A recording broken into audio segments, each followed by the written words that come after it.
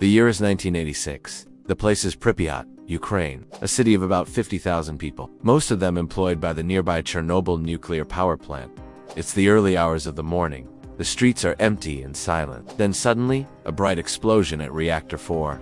Emergency sirens begin to wail. Workers in hazmat suits rush through smoke-filled corridors as graphite fires burn out of control. Residents of Pripyat look on in confusion from their apartment balconies. A child drops a toy as ash begins to fall like snow. The text on the screen flashes, Chernobyl, April 26, 1986. The world's worst nuclear accident. The sound of a Geiger counter fills the air. As we move through the deserted streets, the occasional dog running through the undergrowth, we see a fireman's helmet lying on the ground next to a bicycle. A close-up of a newspaper showing the smiling faces of the May Day parade. A stark contrast to the horror that is about to unfold. We pan across deserted apartment buildings. A half-eaten meal on a kitchen table. A toy left in the street. A woman's bicycle with a basket of laundry on the handlebars. The haunting strains of a piano piece underscore the tragedy of the deserted city. We return to the power plant where workers struggle to bring the graphite fires under control. The control room is in chaos as operators desperately try to bring the reactor, which is now over. The screen flashes with radiation warnings and the sound of a Geiger counter reaches a crescendo. Outside,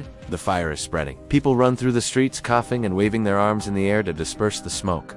A helicopter flies overhead. Sirens blare. The next morning, the city is eerily silent. Ash covers the ground. The camera pans across abandoned vehicles, personal belongings, and the power plant in the distance, now a charred and smoking ruin. The text on the screen reads, "The explosion at Chernobyl was the largest nuclear accident in history, resulting in the deaths of 31 people, the evacuation of 115,000 people, and the creation of an exclusion zone that remains largely uninhabited to this day."